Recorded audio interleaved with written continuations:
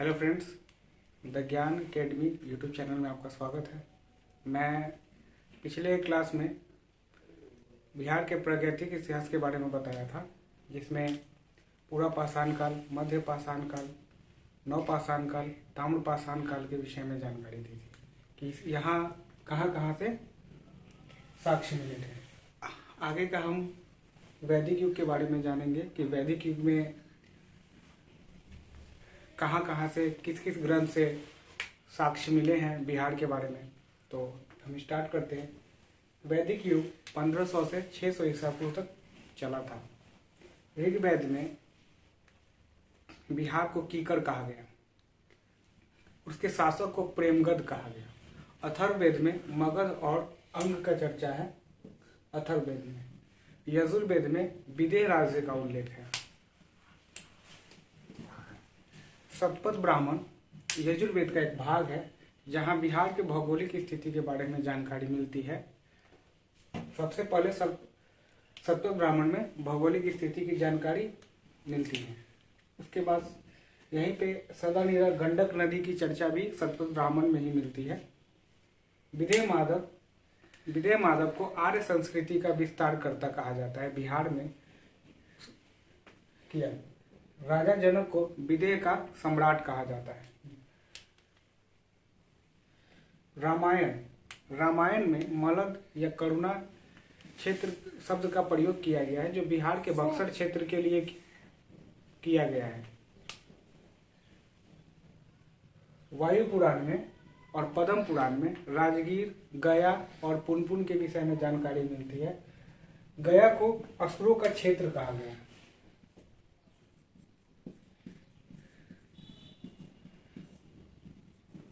असुरों का क्षेत्र कहा गया है गया को। महाजनपद, अगर वैदिक युग समाप्त हो जाता है उसके बाद महाजनपद काल स्टार्ट होता है। महाजनपद काल में का आरंभ 600 ईसा पूर्व माना जाता है।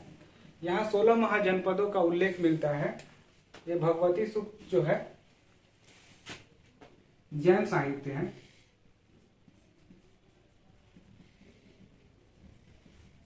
भगवती सूक्त जैन साहित्य जहाँ 16 महाजनपदों का उल्लेख मिलता है। वहीं अंगुतर निकाय बौद्ध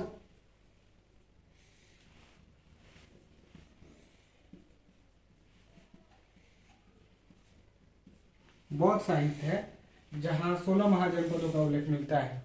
बिहार में 16 महाजनपदों में से 3 बिहार राज्य में स्थित है, जिनका उल्लेख ऊपर में किया गया है। जो 3 राज्य थे, महाजनपद थे, अंग, वज्जी और मगध। ये तीनों बिहार के क्षेत्र में स्थित है। अथर्ववेद में अंग की चर्चा की गई है, जिसकी राजधानी चंपा बताया गया है। अष्टाध्यायी पाणिनि की रचना है।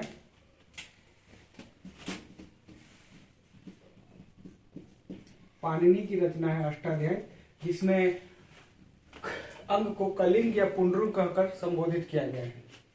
ह्वेनसांग ने, ये चीनी यात्री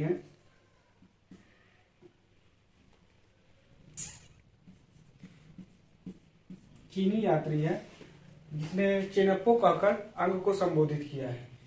वर्तमान में जो अंग महाजनपद था, अभी के समय में वह मुंगेर और भागलपुर में का क्षेत्र था, जो अंग महाजनपद था। आर्य राजा थे, अंग के आर्य राजा हुआ करते थे, जिसमें से प्रथम आर्य राजा तितुक्षी थे और अंतिम राजा कुंती थे, कर्ण थे, जो कुंती पुत्र हैं।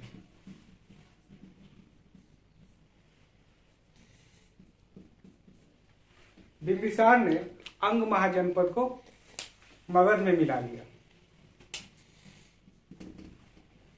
वज्जी, दूसरा जो महाजनपद है वज्जी है, यह 8 राज्यों का संघ था।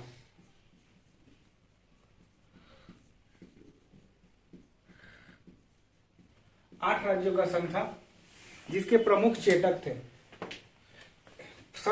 विश्व का पहला गणतंत्र वज्जी संघ को ही माना जाता है, जहां इसके प्रमुख चेतक थे। इसके प्रमुख गणराज्य जो था, वज्जी का जो प्रमुख गणराज्य था वो लिस्वी गणराज्य था।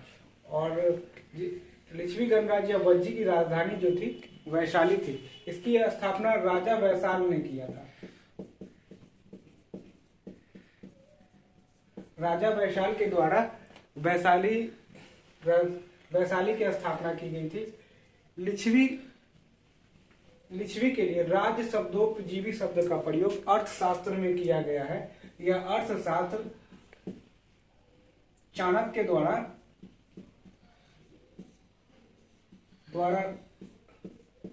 रचित है, जो मौर्य प्रशासन के विषय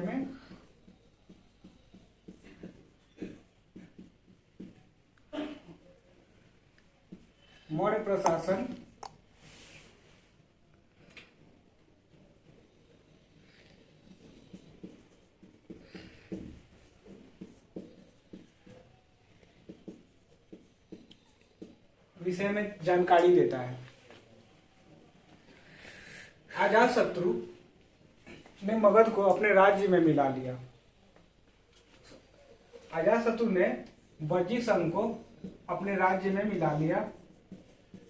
चेटक की बेटी, चेटक की पुत्री जिसका नाम चेलना था, चेलना का विवाह अजातशत्रु से हुआ था।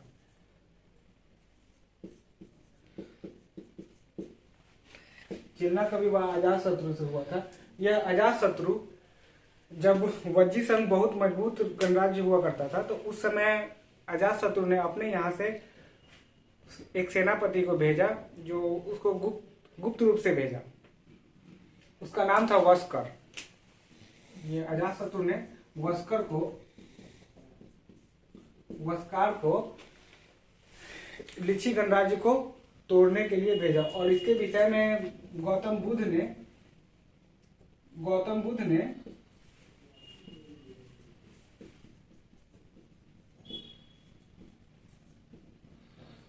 उन्हें सलाह दिया था।